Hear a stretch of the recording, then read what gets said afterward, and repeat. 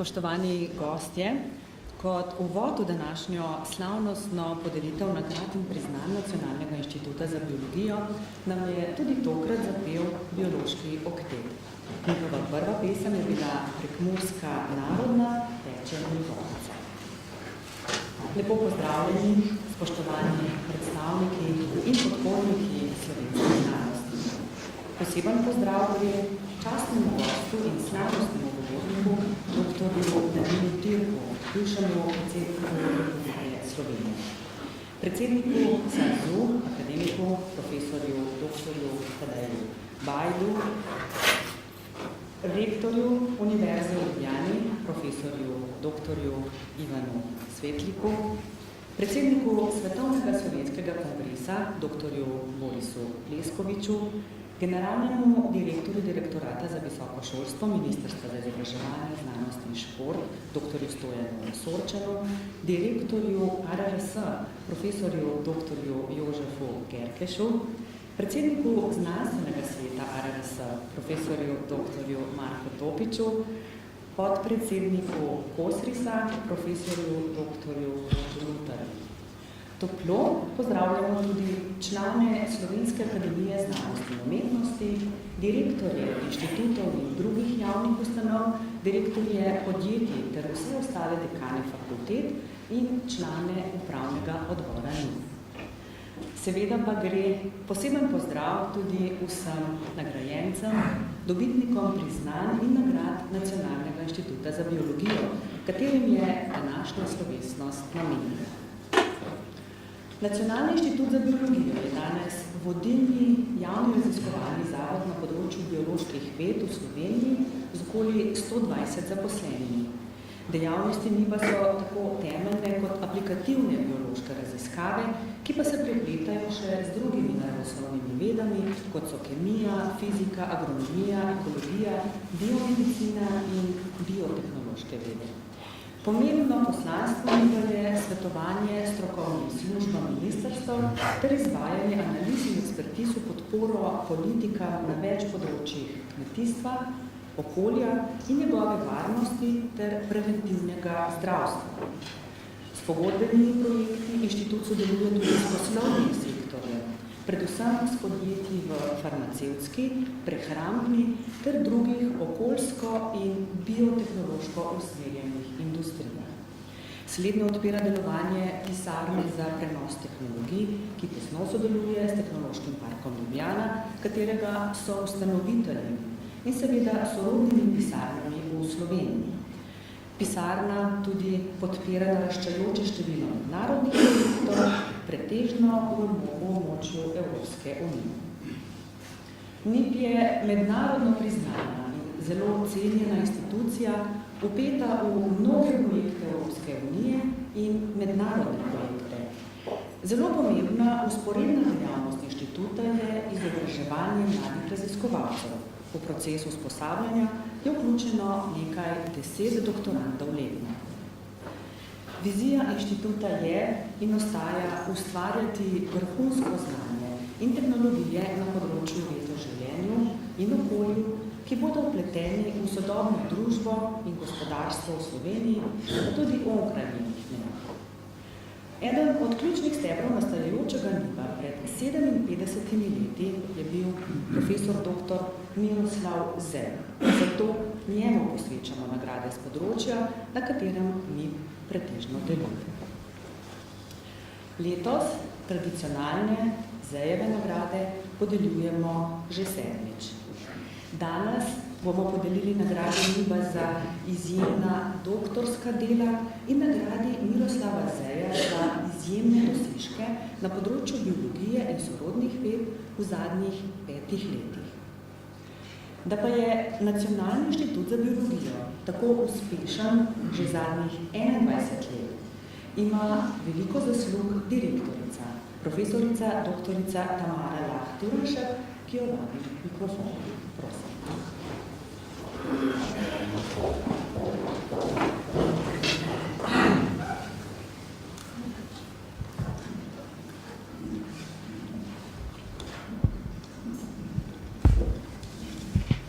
Spoštovani dr. Danilo Türk, spoštovani drugi visoki gostje, spoštovane sodelavke in sodelavci, spoštovane kolegice, kolegici in seveda vsi prijatelji našega inštituta. Vir modrosti je neustavljiva želja po učenju, pravi stari kitajski pregovor. In učiti se je del človeške narave raziskovalca in učitelja. Tak je bil tudi ustanovitelj tega inštituta, profesor Miroslav Zej, izjemen morski biolog in strateg. A v vseh preteklih desetletjih je soustvarjalo veliko takih znanstvenikov in učiteljev. In zato mi je vzredno veselje in čas, da ste se odzvali našemu vabilu, da skupaj proslavimo teh 57 let obstoja našega inštituta. Miroslav Zej je bil tudi soustanovitelj morske biološke postaje v Piranu, ki pa se ljubljanskemu delu priključila nekoliko kasneje in s tem tudi dopolnila raziskave ljubljanskega dela NIBA, predvsem na področju površinskih in podtalnih voda, z raziskavami najmogočnejšega vodnega sistema, to je morje. A k vodi se povrnemo malo kasneje. Za uvod naj pa spomnim, da je pravzaprav človek neločljivo povezan z svojim ekosistemom. Raziskujemo ga tudi raziskovalci. Ni pa seveda mirno lahko trdim, da skoraj 2/3 naših raziskav posegajo v področje temeljnih in aplikativnih raziskav bioloških sistemov v okolju in te raziskave niso ravne le v okolju, ampak tudi so relevantne za kmetijstvo, področje kmetijstva, zdravstva, obrambe in civilne zaščite, kakor tudi in ne nazadnje gospodarstva. In tako, da z večino teh relevantnih ministrstev in tudi agencij sodelujemo, posredno ali neposredno, in smo tako res vpeti v družbene probleme, kot je bilo že prej rečeno v uvodu. A danes spadajo v ospredje vse bolj zahteve, spodarjajo vse bolj zahteve po pripravah in raziskavah na nenapovedane spremembe, ki sledijo iz kompleksnih povezav in povratnih zvez med okoljem, družbenimi skupnostmi, ljudmi, biologijo, gospodarstvom in kljub mnogo večjemu zavedanju tem, kako je bilo recimo pred 10 leti, z javnimi besedami in dejanji še vedno velik prepad v mnogih področjih. Prav zaradi tega, prav da verjetno zaradi skrbljujočega odnosa človeka, nekaterih ljudi tudi politikov včasih do kompleksnosti tega problema.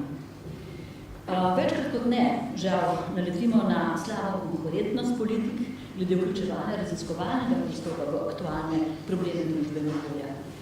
Vlada nezaupanje do in včasih marginalizacija znanstvenega pristopa in znanosti nasploh. No, zaradi proračunskih težav v zadnjem času, zaradi gospodarske krize, smo se tako oddaljili od smernic, ki smo si zadali leta 2011, ko smo zapisali strategijo raziskovanja razvojne dejavnosti v Sloveniji, ki je bila tudi sprejeta v državnem zboru. In bili smo priča najhitrejšemu, drastičnemu krčenju raziskovanja dejavnosti v Sloveniji po vojni, morda celo po obeh vojnah, in večjemu krčenju od vseh ostalih dejavnosti javnega sektorja.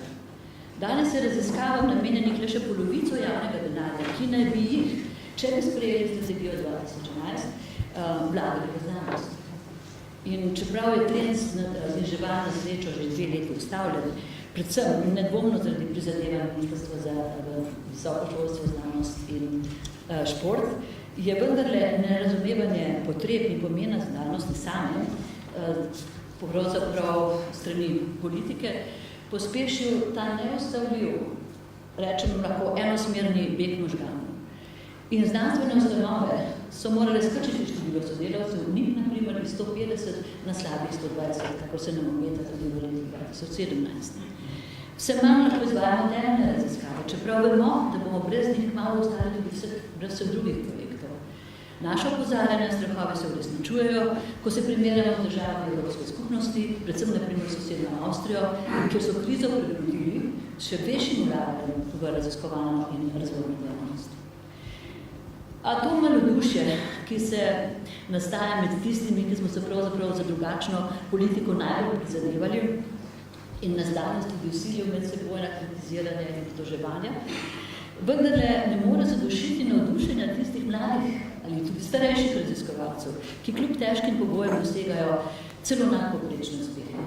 In ti ne temeljijo na dobrem sistemu, kot rečeno, ampak le na prizadevanju posameznikov. Zato jih ne smemo spregledati in naj bo zgled mladim in tudi starejšim v upanju, da bomo prav s to energijo odkrivali, energijo in radovednost ponovno prebredli slabe čase.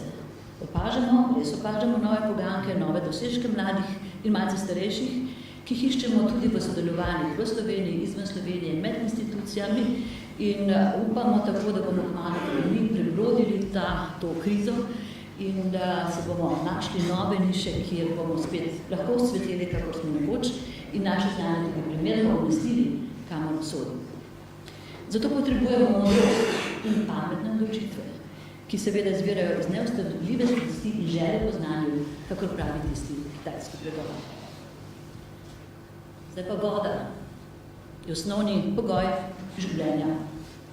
Za kemike je to enostavna formula, ki jo fiziki razkosajo potem na težko predstavljive majhne in še manjše delce, a biologi ne vidijo molekulo, ki je vpletena v biokemijske mehanizme celotnega delovanja našega organizma in pravzaprav tvori nezaslišano kompleksne organske strukture, ki so zelo komplicirane in regulirane. Voda pa je tudi okras narave, je medični dih, je simbol očiščene duhovnosti in nastopa v religijah in verovanjih, a danes postaja nafta 21. stoletja. Saj voda postaja tudi eno največjih svetovnih globalnih tržnih valut. A je postala družbeni problem tudi v Sloveniji. Obdarjeni s toliko čudovitimi viri čiste pitne vode. Tudi Inženirska akademija Slovenije, IAS, kot osrednja ustanova uveljavljenih in družbeno prepoznanih raziskovalcev inženirjev, zaskrbljenost spremlja to dolgoročno politiko do voda v Sloveniji in ugotavlja, da se zanemarjajo temeljni principi urejanja voda. Obstoječi modeli upravljanja voda so v veliki meri centralistični in temeljijo na stacionarnosti in nerealni predpostavki o reverzibilnosti teh sprememb, kakor pravi, ugotavlja profesor Matjaž Mikuš. V celoti se strinjam tudi s profesorom Mihajlom Tomanom, prodekanom oddelka za biologijo Biotehnične fakultete, s katerim delimo to stavbo, biološko sodišče, ki meni, da so voda in vodni ekosistemi dobrina in življenjska sila za vsa živa bitja, ne lastnina izbrancev. Je planetarna dediščina, narodovo bogatstvo, pa vendarle ne izključna človekova pravica. Pripada namreč vsem organizmom sveta, antropocentrizem in razprodaja vodnih virov pa sta posledično pogubna, tudi za vse. Meni, da je torej nujno, da nekaj ukrenemo. A to ni le naloga biologov, inženirjev, naravovarstvenikov, pravnikov, ampak prav vseh nas, ki hočemo razumeti pomen vode v okolju in za življenje nasploh. Ne spreglejmo, da so človekove pravice tudi v odnosu do narave in celinskih voda, nas opozarja dr. Toman. Tudi v opredelitvah o dolgoročnem razvoju Slovenije beremo, da je voda ena od strateških naravnih bogatstv. A problem ni problem Slovenije, problem je globalno. In prav gotovo ga bo mnogo bolje osvetlil naš častni gost, dr. Danilo Tirh, ki deluje v najvišji svetovni organizaciji Združenih narodov, ter v mnogih drugih vplivnih mednarodnih telesih. Zato smo zelo počaščeni, da se zval našem vabilu, da je danes med nas in seveda ga vabim k besedi.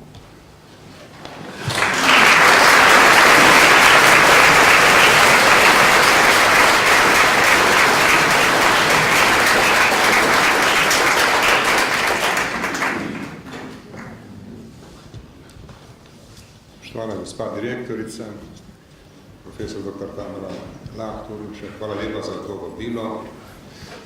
Spoštovane znanstvenice in znanstveniki, drage študentke, študentje, spoštovani visoki gostje. Ja, pa še treba posebej poudarjati, kako veliko časti štejem, da ste me povabili do bivšega predsednika na to vašo slovesnost. Mi dali priložnost, da spregovorim nekaj besed o temah, ki jih proučujete z znanstvenega stališča, ki pa so obče družbeno pomembna in del svetovne tematike in svetovnih kriz. Zato se moramo z njimi ukvarjati vsi. In seveda, ko se z njimi ukvarjamo, moramo razumeti, kaj pomeni prireditev kot je nocojšnja in kaj pomeni ime profesorja Miroslava Zeja, ki v naši novejši zgodovini povezuje dve stvarnosti. Njegovo ime je eno od srednjih imen razvoja biološke znanosti pri nas v Sloveniji, hkrati pa naš razvoj povezuje s svetovnimi trendi v biološkem raziskovanju in v znanosti nasploh. In to moramo razumeti in spoštovati.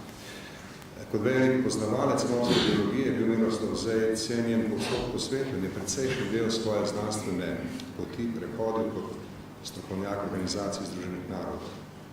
Zato njegovo delo spada v skupno dediščino človeštva in hkrati tudi kot del pomembne slovenske dediščine. Naš nacionalni inštitut za biologijo je skupaj s svojo dislocirano enoto morsko biološko postajo v Piranu odličen primer naše znanstvene dejavnosti in hkrati tudi naše povezanosti s svetom. Danes je inštitut s svojimi programi vrhunska, vsestranska znanstvena raziskovalna organizacija, povezana s partnerskimi organizacijami doma in po svetu. In to bi rad posebej poudaril, pomembna tudi stališča inteligentnega načrtovanja razvoja Republike Slovenije. Slovenija je v mednarodni skupnosti že znana po svoji zanimivi biološki raznovrstnosti in po svoji biološki znanosti. In seveda, tisto, kar moramo bolj razumeti, je to, da je to dan danes velik del razvojnega, to je to fenomen razvojnega pomena. Predstavlja pa seveda tudi velik izziv za raziskovalce in za ljudi, ki odločajo. Pomislimo samo na to, da Konvencija Organizacije Združenih narodov o biološki raznovrstnosti sklenjena pred eno generacijo, malo 25 let, še vedno ni deležna dovolj učinkovite in razvojno uspešne implementacije. Pomislimo samo na to, da sedaj veljavna ocena uresničevanja strateškega svetovnega načrta glede uresničevanja Konvencije o biološki raznovrstnosti za desetletje 2011-2020 zaskrbljeno ugotavlja nadaljevanje trendov zmanjševanja biološke raznovrstnosti v svetu in nam napoveduje možnost izboljšanja šele proti letu 2050, če bodo do sedaj usklajeni ukrepi v tem času resnično zaživeli. Razmislimo trenutek o pomembnosti teh ocen in njihovi relevantnosti za razvojno planiranje. Pomislimo na klimatske spremembe in njihov vpliv na biosfero, ki zahteva veliko bolj premišljeno razvojno politiko od vsega tistega, kar smo poznali v preteklosti. In nažalost, politični razvoj v svetu danes ne kaže, da bomo tu napredovali veliko hitreje kot doslej.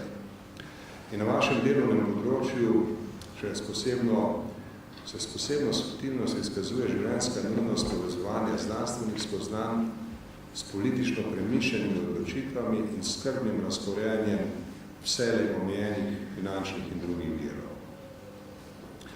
Bo Slovenija dobro prestala te velike razvojne preizkušnje, ki jih prinaša naš svetovni čas?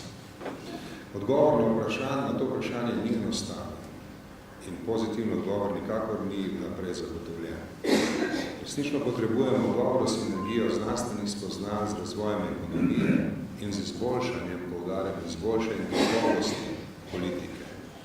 Potrebujemo dober in skladni razvoj ekonomije in ekologije, pametno politično usmerjanje. Pojmo seveda, da bomo vse to imeli. Seveda bo ta cilj lažje doseči, koliko bomo upoštevali znanstveno dognanje in zlasti, koliko bomo uspeli povezati spoznanja, znanost in razvoj ekonomije, tako nacionalne kot podjetniške. To omenjam kot bivši predsednik Republike Slovenije, gospa direktorica Mila Avstrije, v času, ko se je začela kriza, sem v tem obširno razpravljal s avstrijskim predsednikom Fischerjem, ki mi je povedal, da so od vsega začetka krize v Avstriji razumeli, da bodo omejevali javno porabo in da bodo povečevali sredstva za znanost. To je bila strateška politična odločitev. To je bilo vprašanje proračunskih podatkov, stvar strateške politične odločitve. Niso bile vse države sposobne takega odločanja. Italijanski predsednik Napolitano mi je takrat pripovedoval o tem, kako se je moral boriti za preživetje enega od njihovih fizikalnih institutov, ki je zaradi krčenja javnih sredstev zašel v eksistenčne države. Tudi mnoge države na Zahodu niso znale najti prave smeri in pravih odgovorov. Jaz upam, da smo se iz teh spoznanj, kjer imamo mi svoje izkušnje in te niso vse dobre, naučili nekaj za naprej. In kako ravnati naprej bo seveda zelo pomembno. Vzemimo en primer. V Sloveniji ta čas doživljamo eno od pomembnih razprav, ki je zelo povezana z vašim raziskovanjem in ki pravzaprav ponazarja vse te povezave znanosti, ekonomijo in politiko. Razpravo o ustavni zagotovitvi pravice do pitne vode. Vsi razumemo, da ustavno deklariranje te pravice ne pomeni veliko, da pa lahko predstavlja pomembno razvojno platformo. Seveda, če bomo to ustavno ureditev zmogli pravilno uporabiti. To pomeni, da bomo morali znati uporabiti suvereno ustavno rešitev naše države tudi kot našo zaščito, kar je pomembno vse bolj kompleksnih mednarodnih ureditvah, ki vtegnejo nove načine poseči v naš prostor, tudi v naš biološki prostor. To pomeni, da bomo morali ohraniti tiste ekonomske rešitve, ki jih imamo odprej, ki so se izkazale kot dobre, in da bomo morali iskati boljše rešitve za prihodnost. Vedeti moramo, da vsaka pravica nekaj stane in pravica do pitne vode zahteva inteligentno ekonomijo in modro politiko. Zato bo treba nameniti tudi finančna sredstva za raziskave voda, za razvoj tehnologij čiščenja voda in za dobro upravljanje z vodo. In vse to bomo nujno potrebovali. Vprašanje je, ali se v našem odločanju razvija dovolj močna zavest o vseh teh povezavah in nujnostih. Predvsem bo nova ustavna ureditev pravice do pitne vode napotila na iskanje odgovorov na tista vprašanja, ki lahko da predvsem ali celo samo biološka stroka. Spremembe vodnega okolja imajo lahko usodne posledice za ravnotežja v celotnem ekosistemu. In stabilnost vodnih ravnotežij in ravnotežja ekosistema zahteva dobro poznavanje bioloških faktorjev, ki vplivajo na njih, skrben razmislek o tehnoloških rešitvah, ki jih zahteva čas. Se pravi, gre tudi za eksistenčno potrebo. No, mislim, da na načelni ravni vsi razumemo tisto misel, ki je bila prvotno izražena v kulturi avtohtonih ljudstev Severne Amerike, da narava ni naša last, ampak nam je na nek način posojena v korist generacij naših zanamcev. Človek je del habitata in mora v njem ravnati odgovorno. S tem se nekoliko oddaljujemo od kritike antropocentričnega pogleda, o katerem je govorila gospa direktorica. Ampak vendar, če bi se približali vsaj temu razumevanju, temu tradicionalnemu razumevanju, bi naredili pomemben korak naprej. Seveda, v Sloveniji teh vprašanj ne čutimo kot usodnih za našo prihodnost. Razen seveda, kadar se zgodijo velike poplave, z njimi povezane druge naravne nesreče. V Sloveniji imamo to srečo, da nas je narava bogato obdarila z vodnimi viri, s toplim morjem in s prijetno klimo. Zato tudi ne razumemo dramatičnosti problema vode, s katerimi se sooča svet kot celota. Združeni narodi že vrsto let opozarjajo na dramatične razsežnosti tega problema, zlasti v Afriki, na Bližnjem vzhodu. Svetovni ekonomski forum, Ženevi, World Economic Forum, je vodno krizo označil za enega poglavitnih globalnih rizikov našega časa. Ponavljajoče se suše, dramatične znižanja vodnih ravni podtalnice in na drugi strani zlasti katastrofalne poplave in onesnaženja voda so postala resna grožnja trajnostnemu razvoju sveta. Vprašanje vode pa postala tudi grožnja mednarodnemu miru in varnosti. Samo pomislimo na genocid v sudanski pokrajini Darfur, ki je bil posledica vojne za vodo, kot je to opisal Tomo Križnar, znan slovenski človekoljub in mirovni aktivist. Samo pomislimo na grozote sedanje vojne v Siriji, ki ima svoje poreklo med drugim, ne izključno, pa med drugim tudi v veliki suši pred več kot pol desetletja. Takratna suša je pregnala številne ljudi iz notranjosti države v obalna mesta. To pa je ustvarilo družbeno napetost, ki je naposled eksplodirala v nasilje in vojno širokih razsežnosti. Kar se je začelo kot posledica pomanjkanja vode, je v danes naraslo veliko regionalno vojno, kateri dramatično opisujejo celo začetek tretje svetovne vojne. In v Evropi, v tem našem iluzorno vase zaverovanem otoku miru, smo že občutili posledice velikega vala beguncev, ki ga je sprožila ta vojna, ki je le začasno ustavljen in ki se lahko vsak čas ponovno razvije v našem mestu. Vse to so velika vprašanja, ki se nam zdijo nekako oddaljena, nekako niso tu, niso tisto, kar moramo danes reševati, ampak vendarle so del sveta, katerega del je tudi Slovenija. Čez 2 tedna bom potoval ponovno v New York in govoril o Varnostnem svetu Organizacije združenih narodov, tokrat v svojstvu predsednika globalnega panela za vprašanja vode in miru, ki smo ga ustanovili pred 1 letom v Ženevi. Varnostni svet združenih narodov se bo tokrat prvič v zgodovini posvetil tematiki povezav med vprašanji vode, miru in varnosti kot samostojni varnostni tematiki, ki opredeljuje mnoge današnje ogrožene konflikte in ogrožanja mednarodnega miru in varnosti. Jaz samo omenim, danes postaja vse jasnejše, da svet potrebuje veliko boljše čezmejno in regionalno sodelovanje pri upravljanju voda, kot nujnost sestavina, nujno zagotovilo politične stabilnosti. Da bi to dosegli, potrebujemo veliko večjo mobilizacijo politične volje in tudi finančnih virov za vzpostavljanje tovrstnega sodelovanja in ustreznih mednarodnih inštitucij. In seveda, svet potrebuje vojno, zlasti učinkovitejši zaščito vodnih virov in preskrbe civilnega prebivalstva z vodo nedoboroženimi konflikti. Ti postajajo čedalje bolj kaotični, čedalje bolj obremenjeni s popolnoma neciviliziranimi praksami, onemogočanja dostopa do vodnih virov za civilno prebivalstvo, uničevanja vodnih instalacij in celo zastrupljanja vodnih virov, s katerimi se preskrbujejo izrazito civilni objekti, kot so šole in bolnišnice.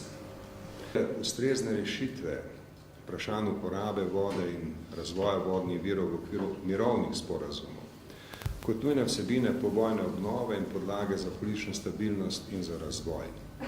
To slednje seveda ni nič novega. V Evropi so praktično vse mirovne pogodbe zadnjih 300 let vsebovale vsaj nekaj določb o uporabi voda, ali pa so take ureditve nastale neposredno po končanju vojaških spopadov. Okvirni sporazum o Savskem vodnem bazenu, ki so ga sklenile države naslednice nekdanje Jugoslavije, med njimi seveda tudi Slovenija, je tipičen primer takega sodelovanja in potrditev pomena vodnega sodelovanja za razvoj in politično stabilnost. In seveda bilo bi zelo dobro, če bi to vrsti mehanizmi bili vzpostavljeni v času, ko ni vojn in z namenom, da pomagajo ustvarjati stabilnost, ki jo potrebujemo za to, da do vojn ne pride. Nekoliko sem se oddaljil od tistih vsebin, ki so predmet vašega znanstvenega dela.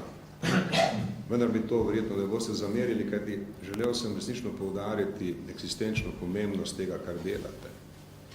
Vsa ta velika politična in varnostna vprašanja imajo svoje poreklo v naši sposobnosti ali nesposobnosti pametnega upravljanja z vodo. Raziskovanje, še posebej biološko raziskovanje, je temeljnega pomena pri tem. In prepričan sem, da ima vsak od vas veliko zanimivega znanja in izkušenj, ki zaslužijo pozornost in spoštovanje Republike Slovenije, pa tudi mednarodne skupnosti kot celote.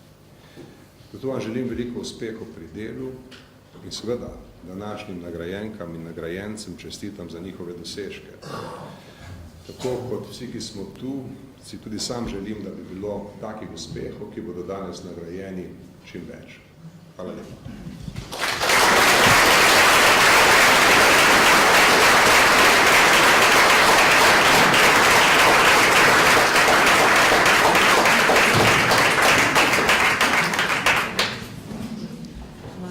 Hvala direktorici Inštituta Tamari Lah-Turašek in slavnostnemu govorniku, doktorju Tirku za eno. Danes bodo v ospredju nagrajenci, dobitniki priznani nagrad Nacionalnega inštituta za biologijo. Preden pa se jim posvetimo, spet prisluhnimo biološkemu oktetu. Čeprav ga večina pozna, naj vas spomnim, da biološki oktet pod vodstvom Marjane Hönigsved-Adamič združuje strokovnjake, univerzitetne profesorje, raziskovalce in znanstvenike z področja bioloških ved. Ob slavnostnih priložnostih, kot je današnja, poskrbijo za tisto v današnjih časih še kako potrebno sproščenost in veselje, ki jo lahko pričara le petje. Zapeli bodo pesem Antona Heidricha Jadransko more.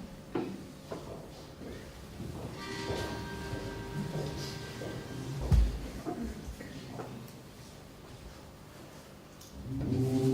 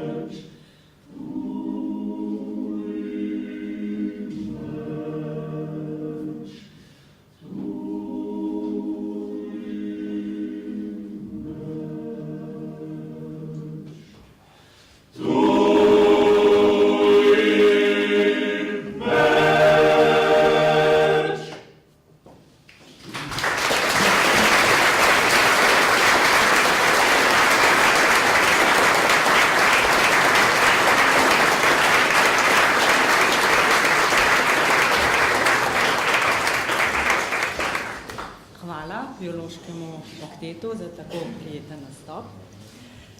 Današnjo slovesno podelitev priznanja nagrad Miroslava Zeja začenjamo svečano razglasitvijo tistih, ki bodo prejeli priznanja NIBA za doktorsko delo na področju raziskovalne dejavnosti inštituta.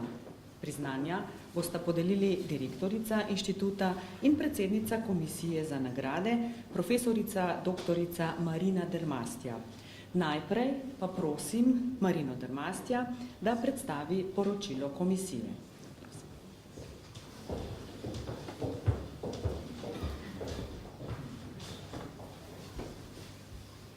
V obdobju od 1. oktobra 2015 do 30. septembra 2016 je doktoriralo 7 študentov, ki so svoje raziskovalno delo opravili na Nacionalnem inštitutu za biologijo, študijski del pa opravili na različnih doktorskih programih slovenskih univerz. Kar 4 doktorske naloge so bile povezane z rdečo nitjo današnje prireditve vodami. 3 od njih so vključevale raziskave Jadranskega morja. Tako je pod mentorstvom profesor dr. Jadrana Faganelija in somentorstvom profesor dr. Ingrid Falnoga doktorirala Katja Klun. Mentor naloge Valentine Pitako je bil profesor dr. Lovrenc Lipej in doktorsko delo Lucije Rašpor-Daoljo sta usmerjali profesor dr. Alenka Malej in docent dr. Andreja Ramšak. Z življenjem v potokih pa se je pod mentorstvom profesor dr. Antona Brancla ukvarjala Martina Jaklič. Pod skrbnim mentorstvom profesor dr. Kristine Gruden sta Živa Ramšak in Tjaša Stare izdelali svoji doktorski nalogi, ki v veliki meri vključujeta omske pristope k raziskovanju rastlinskih bolezni.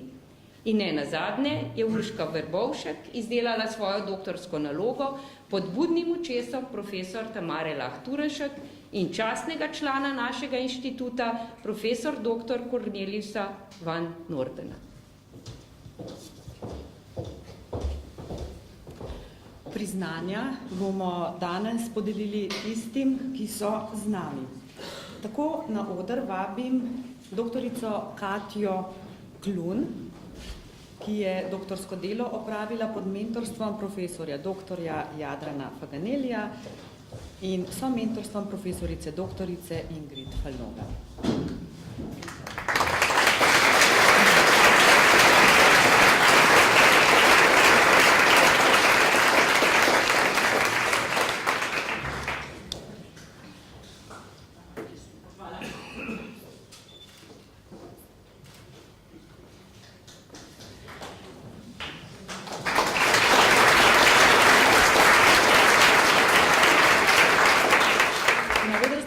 Valentino Pitako, ki je doktorirala ob mentorju profesorju dr.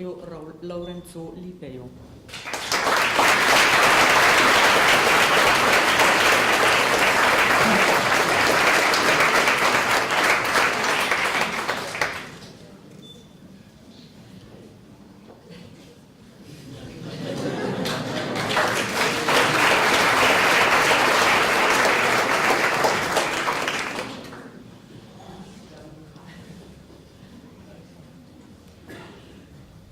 Naslednja dobitnica priznanja je doktorica Tjaša Stare, ki je pri doktorskem delu pomagala profesorica doktorica Kristina Gruden.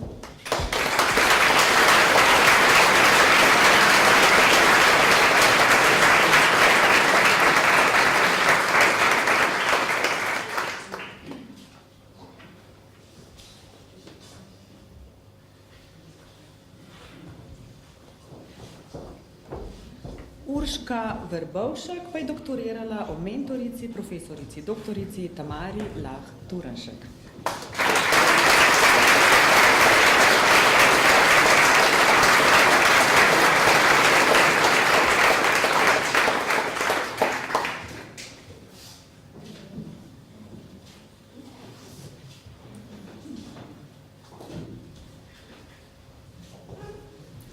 Žal ostali dobitniki priznanj iz opravičljivih razlogov niso prisotni, seveda vsem dobitnikom priznanj iskreno čestitamo za opravljeno doktorsko delo.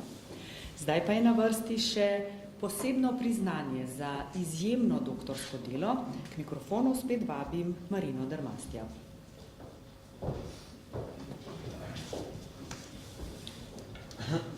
Komisija za letošnje nagrade v sestavi profesor dr. Boris Ket, profesor dr. Gregor Anderluh, profesor dr. Metka Filipič, profesor dr. Tamara Lah-Turešek in profesor dr. Marina Dermastija je vse zares znanstveno odlične naloge proučila in se odločila, da letošnjo nagrado NIB za izjemno doktorsko delo na področju raziskovalne dejavnosti inštituta podeli Urški Verbovšek.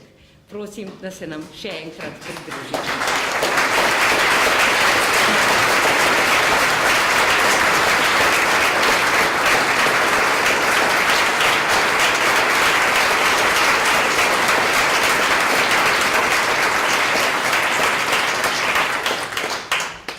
Verjetno kljub temu, da je bil člen novele zakona o visokem šolstvu, ki naj bi univerzam omogočal izvajanje določenih programov v angleškem jeziku, ravno umaknen, lahko razumete, da naloga z naslovom Cathepsin K, as a potential tumor marker in glioblastoma multiforum, ki je nastajal med dvema skupinama v Ljubljani in Amsterdamu, govori o potencialnem označevalcu najpogostejšega in najagresivnejšega primarnega možganskega tumorja pri človeku glioblastomu. Raziskava je imela toliko zanimivih rezultatov, da jih je Urška v soavtorstvu objavila kar v 7 znanstvenih člankih, od katerih je eden uvrščen v kategorijo A2 črtica po kategorizaciji SICRIS in je bil objavljen v reviji z visokim dejavnikom vpliva kar 9,955. Članki so bili že 11-krat citirani.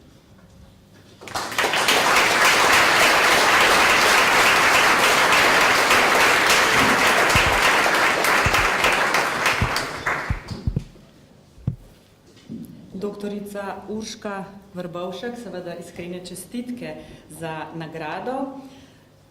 To obdobje je nekako vendarle že za vami. Kako zdaj gledate na ta čas, v katerem je nastajalo nagrajeno doktorsko delo?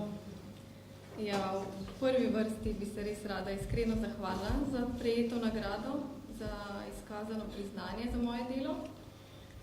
Obdobje ni tako dolgo nazaj, tako da je še vse zelo sveže. Sem mogla prav razmisliti, kako zdaj vidim ta leta in moram reči, da so predvsem prijetno preživeta ustvarjalna leta v dobri družbi sodelavcev iz NIB-a.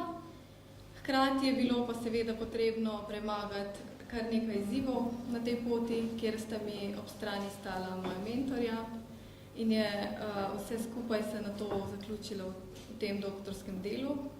Jemljem pa ta leta tudi kot eno tako življenjsko izkušnjo, ki mi je dala kar nekaj naprej vodil za življenje.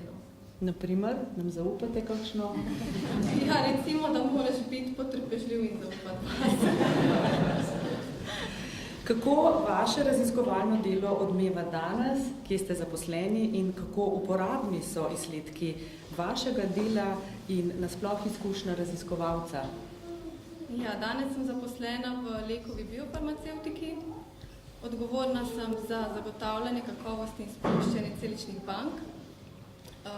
Tukaj mi seveda znanje z področja celične biologije zelo prav pride, hkrati pa tudi sama izkušnja raziskovalca, ker vsakodnevno se srečujemo z raziskovalci in tako precej lažje razumemo drug drugega.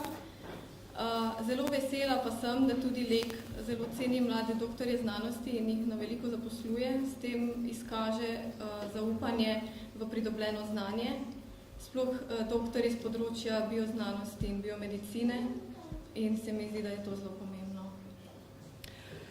Ob predanosti profesionalnemu delu v teh zadnjih letih pa ste si v tem času ustvarili družino, mislim, da je tukaj z nami, slišati je bilo, kako je mogoče, kako razmišljate, kako je mogoče usklajevati na eni strani trdo delo, ki ga gotovo doktorat zahteva, in pa na drugi strani mlado družino?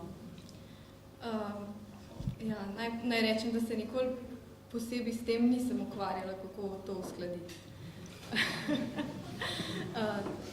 Mi se imamo čisto običajno mlado družino in mislim, da se vsaka sooča z svojevrstnimi izzivi. Kadar hočeš združiti več različnih življenjskih poti, je seveda treba sklepati kompromise, se je treba podpirati, medsebojno razumevanje je zelo pomembno, Vse pa največkrat gre na račun spanca. Doktorica Urška Vrbovšek, res iskrene čestitke za to nagrado in seveda veliko uspeha na vseh področjih tudi vnaprej. Hvala lepa.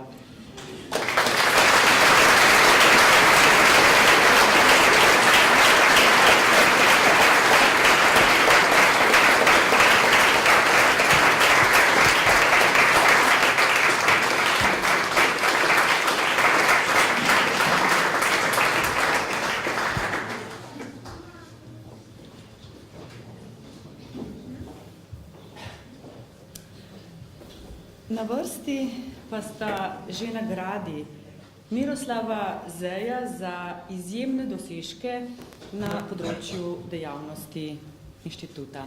Tako spet prosim Marino Dermastja, da predstavi poročilo komisije. Prosim.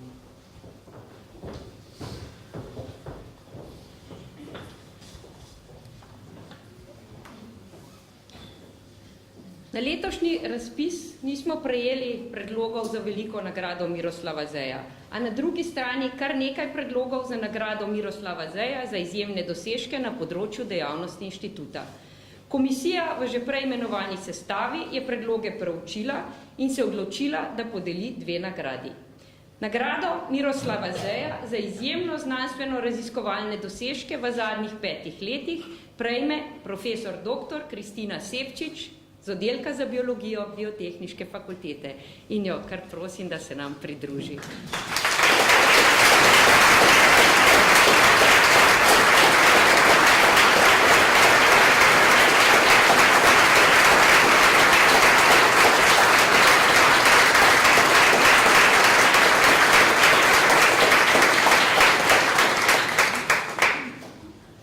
V veliko, tudi osebno veselje mi je, da bomo danes nagradili dr. Kristino Sepčič, redno profesorico na oddelku za biologijo Biotehniške fakultete Univerze v Ljubljani, katere raziskovalno in zasebno pot sem imela čas spremljati prav od njenega prihoda z Reke na študij biologije v Ljubljano.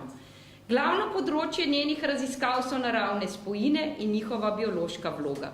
Na tem področju skoraj neomejenih možnosti jo še posebej zanimajo glivni proteini egerolizini, naravne spojine iz morskih organizmov in interakcije nanomaterialov s proteini. Njeno raziskovalno delo je vselej prežeto tudi z morebitno uporabo izsledkov v biotehnoloških in medicinskih aplikacijah, na kar kaže soavtorstvo mednarodnega patenta. V zadnjih 5 letih je profesor Sepčičevi uspelo ustvariti bogat znanstveni opus, ki ga sestavlja 47 izvirnih in preglednih znanstvenih člankov, en strokovni članek in 2 sestavka v znanstvenih monografijah. Njena znanstvena dela so bila v zadnjih 10 letih več kot 1100-krat citirana.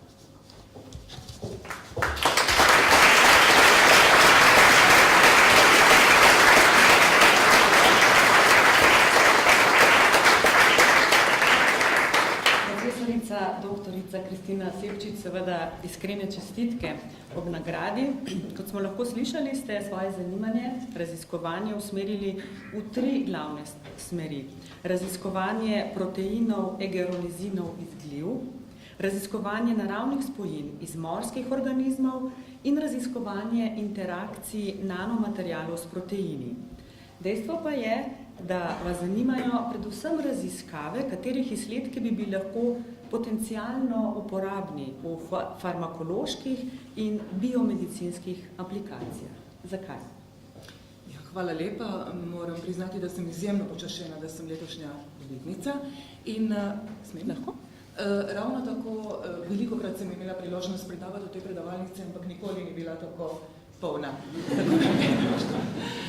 No, glede samih raziskav, mi smo pač temeljni raziskovalci, ukvarjamo se z bazično znanostjo, brez dobrih, temeljnih, dolgotrajnih, bazičnih raziskav seveda tudi ni aplikativnih rezultatov. Seveda pa se pri vseh nas nekako prihodnosti nazirajo potencialna uporaba naših rezultatov.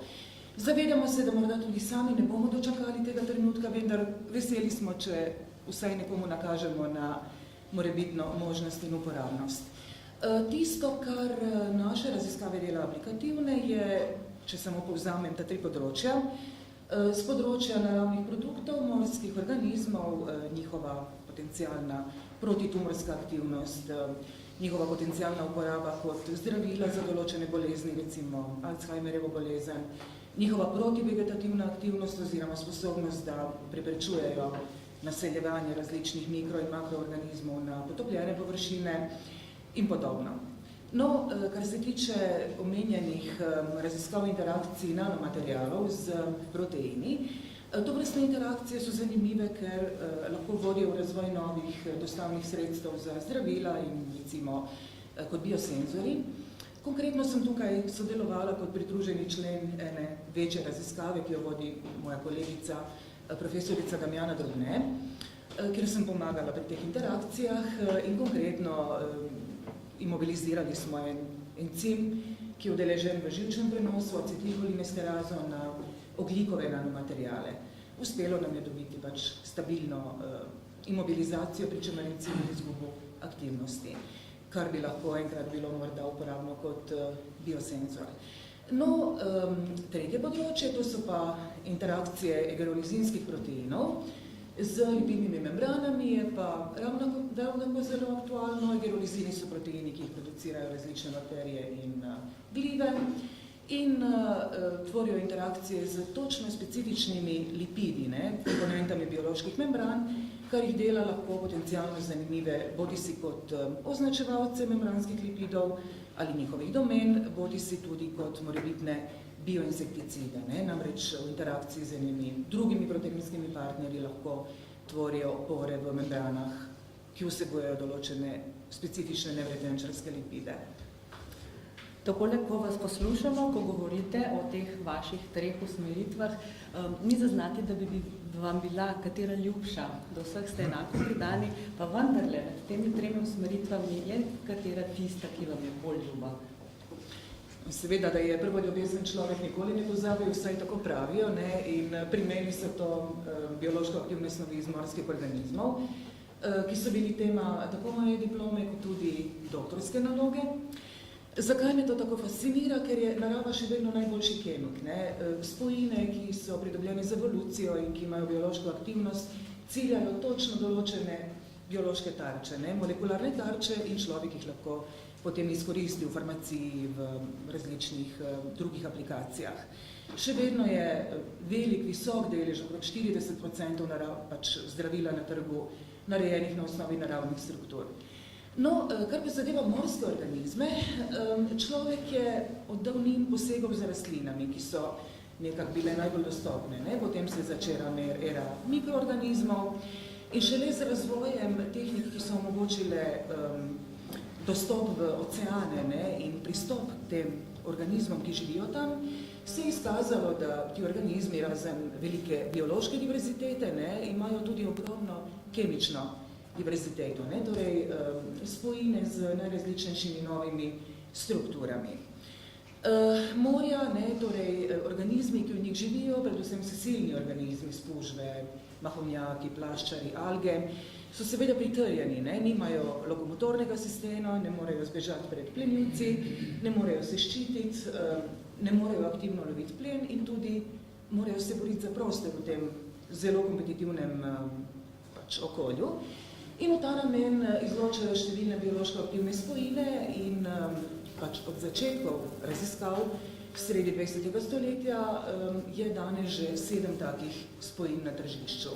Med njimi bi izpostavila recimo eno, ki je izjemno dobro zdravilo proti akutni bolečini, 1000-krat močnejše od morfina. 24 jih je pa še v različnih fazah kliničnih raziskav. No, to je moja prva ljubezen, druga, stabilna zveza, je pa tisto, s čimer se ukvarjamo na katedri.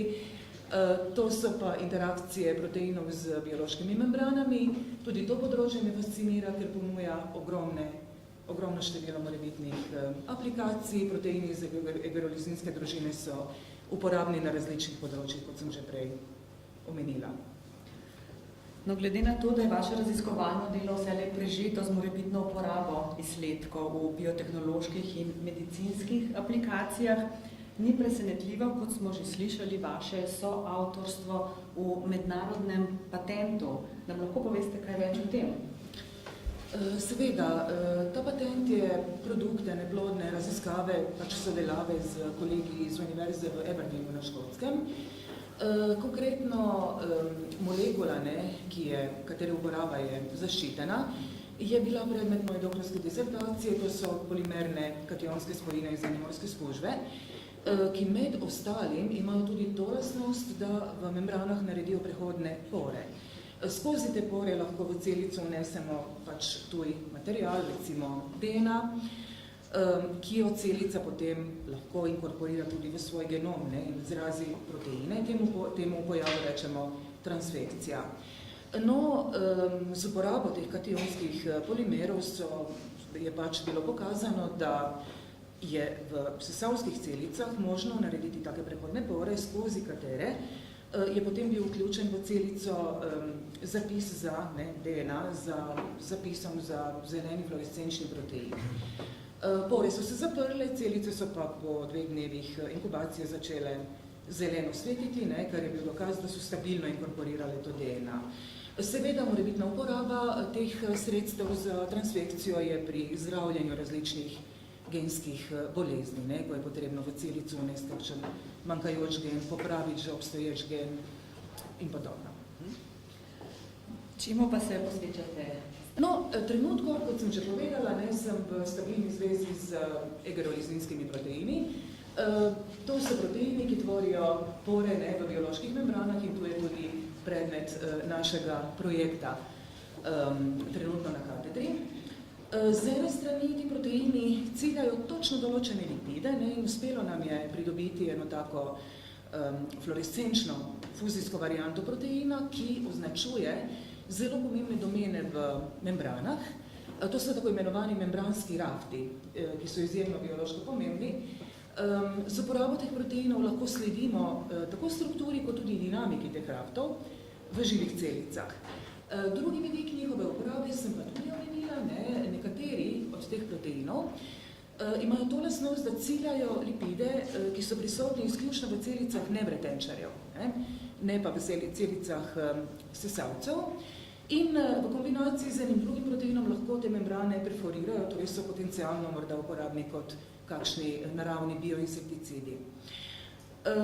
Drugo vprašanje, česa si najbolj želim? Osebno bi si želela seveda, da bi dan imel 48 ur in da bi se lahko brez stresa, brez občutka krivde posvečala mojima 2 ljubeznima, moji družini in mojim seveda službenim obveznostim. Kar se pa tiče profesionalnih želja, tukaj bom tudi nekoliko bolj osebna. Na naši katedri proučujemo molekulske interakcije, interakcije med molekulami. Rezultatov, ki smo jih dobili na temelju raziskav te interakcije, nikoli ne bi bilo, če tudi med nami sodelavci ne bi obstajali zelo lepe, prijateljske, pozitivne interakcije, ne samo v okviru naše skupine, ampak tudi v sodelave z vsemi zunanjimi sodelavci, s katerimi smo imeli čast sodelovati, ki so veliko svojega časa, svojega truda, ljubezni vpletli v skupne raziskave. Dovolite mi, da dodam še to, da sem na nagrado izjemno ponosna in jo posvečam vsem mojim kolegom in sodelavcem, ker je v njo utkan trud vseh nas. Ponosni smo tudi zaradi tega, ker prihajamo z univerze, ki je pač naše osnovno poslanstvo je pedagoško. Več kot 50% našega delovnega časa gre na vaje, na predavanja, posledično je nekoliko manj časa za raziskave. In ravno tako naša oprema ravno ni najbolj moderna, ampak kljub temu ta nagrada je dokaz, da ena taka peščica entuzijastov, prijateljev lahko sproducira rezultate, ki so potencialno zanimivi za javnost. Zaradi tega hvala vam.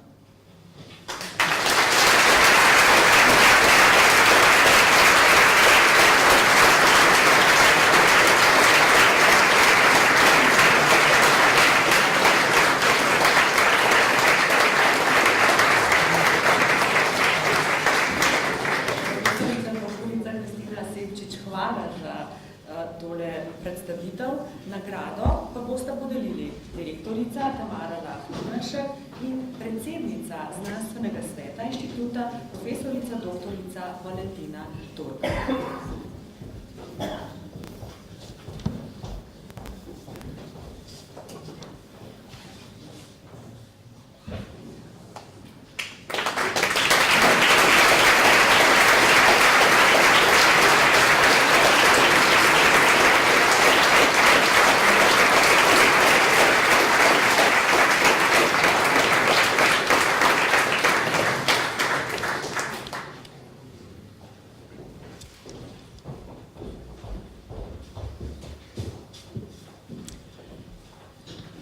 Na vrsti pa je podelitev druge nagrade za izjemen razvojni dosežek v zadnjih 5 letih na področju dejavnosti inštituta.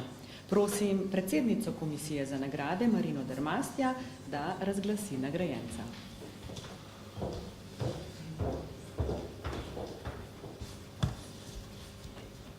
Še ena nagrada Miroslava Zeja za izjemne dosežke na področju dejavnosti inštituta v zadnjih 5 letih bo ostala kar doma na Nibu. Prejme jo docentka dr. Meta Virant Doberlet.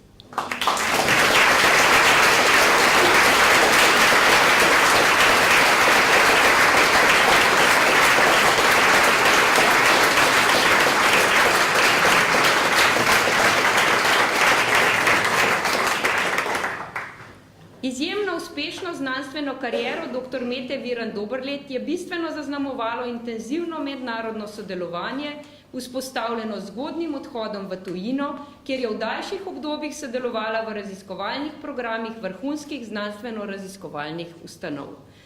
Dr. Meta Virant Doberlet je v samem vrhu svetovno priznanih raziskovalcev komunikacije in vedenja žuželk. To dokazuje tudi nagrada Insect Drummer Lifetime Achievement Award, ki jo je prejela lansko leto. Vrhunska kakovost raziskovalnega dela dr. Mete Virant Doberlet v zadnjem 5-letnem obdobju se odraža v 24 izvirnih znanstvenih člankih, v visoko rangiranih znanstvenih revijah in 4 poglavjih monografskih publikacijah, izdanih pri mednarodnih založbah.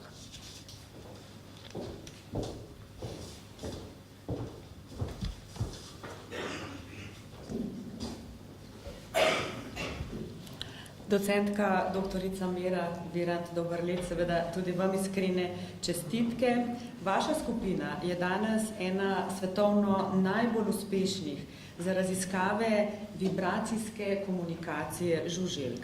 Vaša specializacija so raziskave vedenja in komunikacije žuželk, zaradi česar ste v ospredju razvoja koncepta vibracijskih komunikacijskih omrežij in tesno povezani z razvojem uporabe vibracijskih signalov kot nove, alternativne in okolju prijazne metode za nadzor žuželčjih škodljivcev.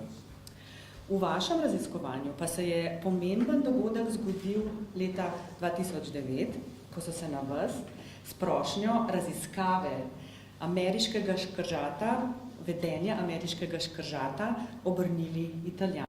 Nam lahko prosim to predstavite? Hvala.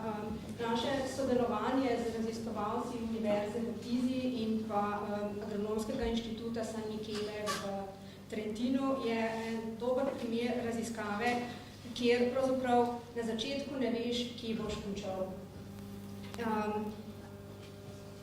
Na nas so se, mogoče bi tako rekla, verjetno se vsi strinjamo, da ni bolj bazičnega raziskovalnega dela, kot je opazovanje parjenja žuželk.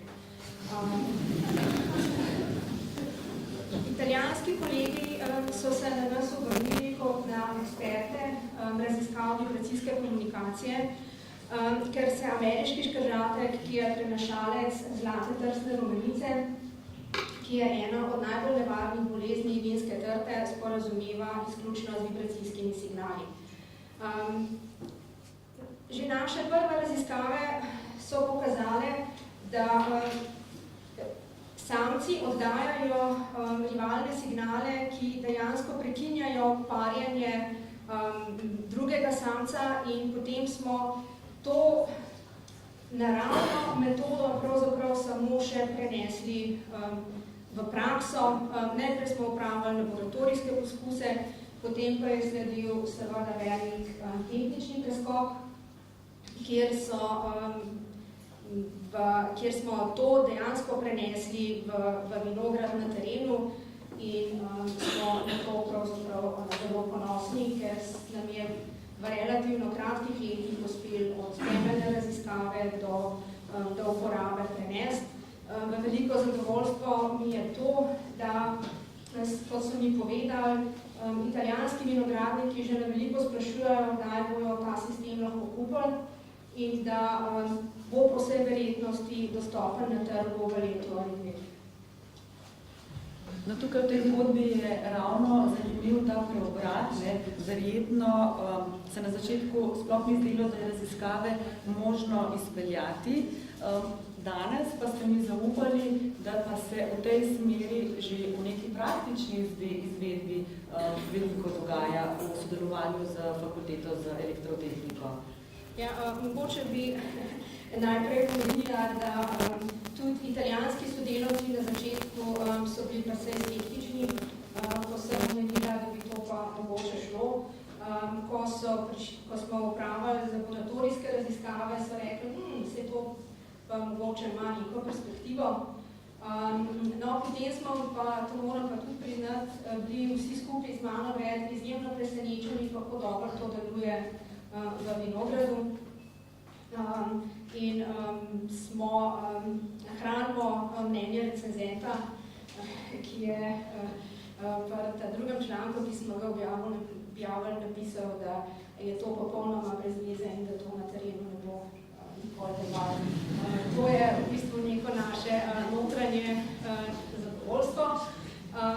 Sodelovanju z fakulteto za elektrotehniko pa pristopamo zdaj k bolj aplikativnemu delu na način, da ne s prekinjanjem paljenja, ampak dizajn umetne samice, kar pomeni, da v elektronsko vezje ne ravno zapremo, ampak ga programiramo z algoritmom, da je samica in potem prepoznava signal samca in potem tudi samcu pravilno odgovarja in potem gre samec proti pasti in kaj sledi, to mogoče ne bi.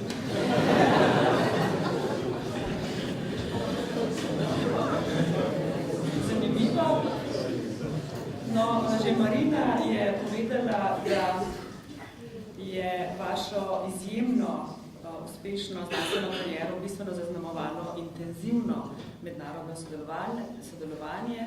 Delovali ste na inštitutu Maxa Plancka v Nemčiji, na univerzi v Cardiffu ste še vedno gostujoča predavateljica. Bili ste na agronomskem inštitutu v San Micheleju v Italiji. Lani ste na simpoziju o vibracijski komunikaciji artropodov v Frankfurtu prejeli nagrado, tudi to smo slišali. Ste tudi članica uredniškega odbora revije Bulletin of Entomological Research ter recenzentka projektov v okviru National Science Foundation in avstrijske znanstvene fundacije. Ali ob teh številnih mednarodnih izkušnjah v svojem raziskovalnem delu vendarle občutite mejo med posameznimi državami oziroma kako doživljate Slovenijo? Hvala. Mogoče najprej nakratko. Tudi v tujini ni vse perfekten, pa tudi v Sloveniji ni vse neskončno slabo. To je mogoče nek tak take-home message. Moja mogoče sreča je bila, da sem moja dva obiska, daljša obiska v tujini sta se zbudila na dveh zelo različnih stopnjah moje kariere, najprej še pred doktoratom na Max Planck inštitutu, potem pa kasneje že kot formirana raziskovalka na univerzi v Cardiffu. In kot študenta te nedvomno oblikuje raziskovalna etika, ki jo takrat nekako posrkaš vase in se mi zdi, da je to bilo mogoče največ, kar sem podpirala od obiska na Max Planck inštitutu, kjer pač vidiš, kako delajo to na res vrhunskih raziskovalnih inštitucijah. Obisk v delovanju v Cardiffu pa je bilo na zelo drugačni stopni, ker sem tja prišla v bistvu s svojim projektom, svojo idejo in mi je to omogočilo pač izpeljati lastno idejo, kar človeku da pravzaprav zelo veliko samozavesti, ker se pač lahko samozavestno nekako projicira ali pa definira v mednarodni raziskovalni javnosti. Glede, kakšne so pa razlike med tujino in Slovenijo, pa mogoče, se nisem prva, ki bom to rekla, ampak da Slovenci ne znamo pohvaliti. Da v tujini mogoče veliko lažje pohvalijo nekoga, ki je dober, ne glede na to od tega, ki je.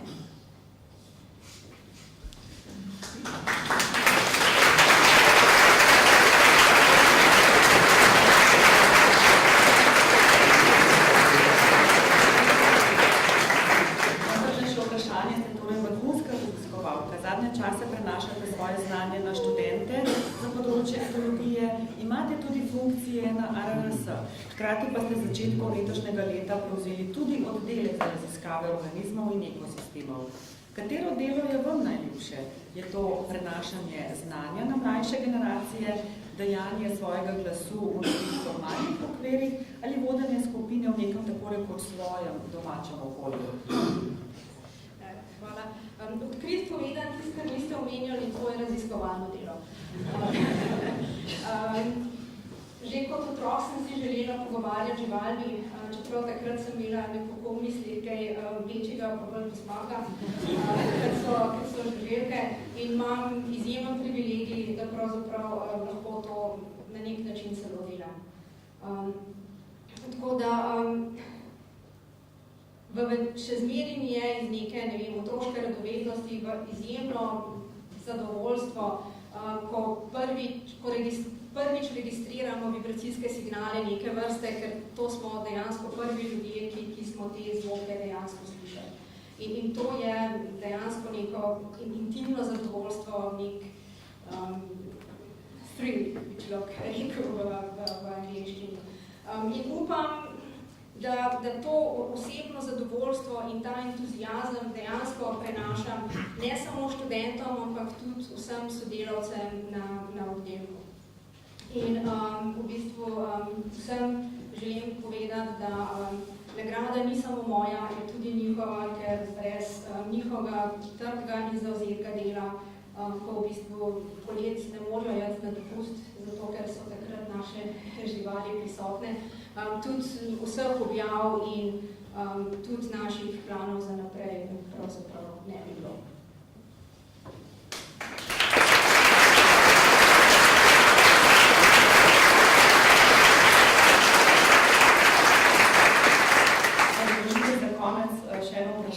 Ki se mu pa sama nočem izogniti, glede na to, da proučujete komunikacijo, sicer med žuželkami, pa vendarle se da kakšna spoznanja, kakšne veščine prenesti v svet našega komuniciranja med ljudmi? Če izhajam iz komunikacijskih omrežij, potem bi to mogoče povedati tako, da je naloga sporočevalca, da pritegne pozornost poslušalca. Da pa da pa se mora sporočevalec zavedati, da interes tistih, ki v bistvu njegovo sporočilo poslušajo, ni nujno enak njegov in da so lahko ti interesi zelo različni. In da ko je enkrat sporočilo javno, nima sporočevalec nobenega nadzora več, kako bodo poslušalci to sporočilo interpretirali ali pa kako ga bodo izkoristili.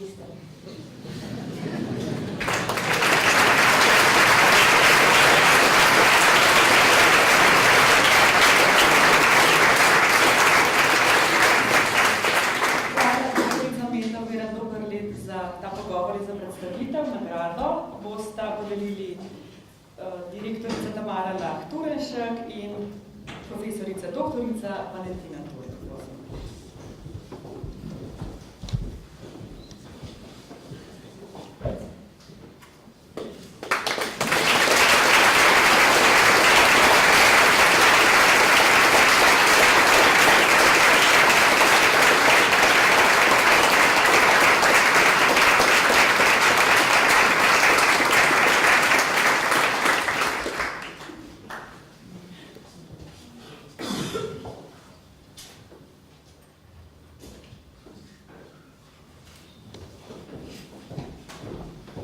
Tako iskrene čestitke vsem nagrajencem. Priznanja in nagrade Miroslava Zeja so tako podeljene. Zdaj je na vrsti čas za čestitke, veselje, zadovoljstvo, ponos. da pa strnemo vtise in občutke, da se predamo svečanosti dogodka in da pripravimo vzdušje iskrenega prijateljstva ter nepozabnih in toplih vtisov, nam bo še enkrat zapel biološki oktet. In sicer skladbo, ki je še kako povezana z vodami. Skladbo Vinka Vodopivca Žabelj.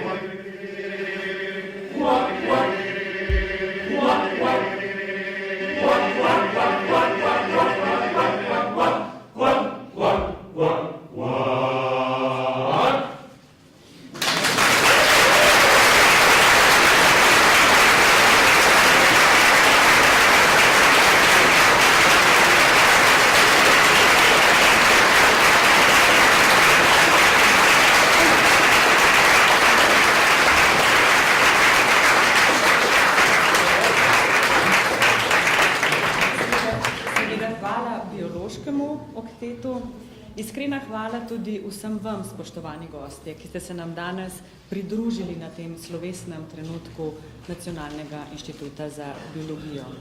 Dovolite, da vas ob sproščenem druženju, ki sledi, opozorim na ogled knjige Biogene formacije, ki je razstavljena v avli.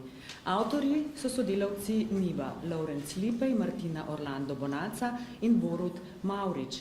Knjiga v slovenskem in angleškem jeziku z več kot 200 barvnimi fotografijami in ilustracijami predstavlja biodiverzitete biogenih formacij v slovenskem morju, s čimer je odgrnjena skrivnostna tančica, ki je zastirala ta do zdaj skriti zaklad našega podmorja. Preden pa za konec mikrofon predam direktorici inštituta, nagrajence še enkrat spomnim, da bo takoj po koncu tega dogodka še skupinsko fotografiranje in da morate počakati, prosim. Iskrena hvala za vašo pozornost, mikrofon pa predajam Tamari Lah Turnšek. Tako.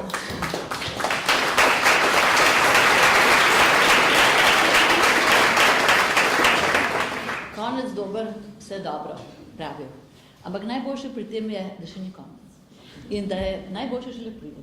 Zato vas seveda vabim, to je druženje in pa prigrizek, dober prigrizek in dobra kapljica, ki se ravno danes ali v te dni preveša v pravo vino. Poleg tega se približujejo, je to uvod v veseli december in ki se konča z novim letom. Zato bi vam že danes ker se ne vidimo več, zaželela srečno, uspešno in zdravo novo leto in seveda v upanju na boljše čase, kot vedno. Hvala lepa.